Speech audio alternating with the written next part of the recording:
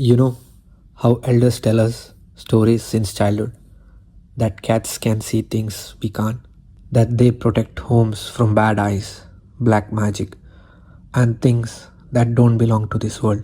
There was a woman who believed that deeply. She lived alone in a small house at the edge of the town. Her husband had passed away years ago. Both her children were settled abroad. The house was quiet, too quiet for someone her age. But she wasn't lonely. She had cats, not one or two, almost 10. Strays at first, then family. She believed cats were messengers of God, guardians sent to watch over people who were forgotten. Her neighbors didn't agree. They said it wasn't healthy. Too many cats, allergies, diseases, bad smell. She listened, she nodded, and then she ignored them all. The cats were her world now. When she went to the market, they waited by the door. When she returned, they followed her inside, one by one. At night, they slept around her bed. Not on it, around it, like they were guarding something or someone. Then one day, after many years, her grandson came to visit from America. It was the happiest time of her life.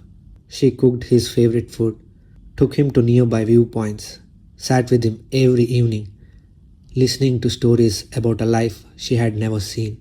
But he hated the cats. He sneezed constantly. His eyes turned red. He struggled to breathe. One evening, frustrated, he said, "Grandma, you have to get rid of these cats. I'm allergic." She froze. Not angry, just hurt.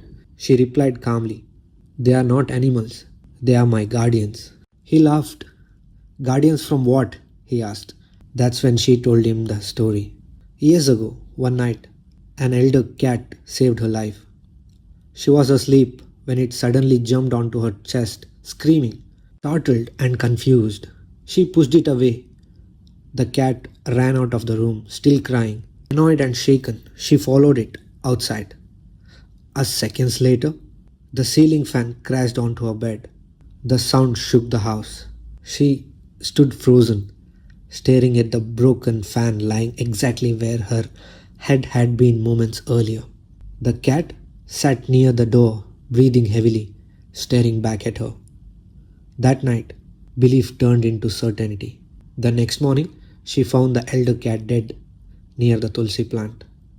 No wounds, no blood, just still. She buried it herself. She told no one, but deep inside, she knew something had been exchanged, her life for his.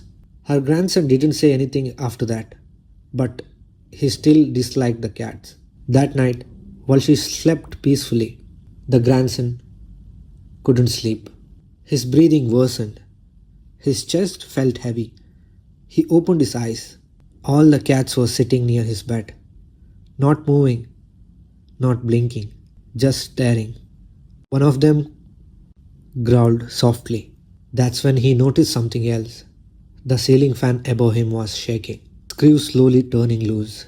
The cat's ears stood straight, then suddenly, all of them jumped onto his bed at once. The weight knocked him down. The fan crashed, missing his head by inches. Silence.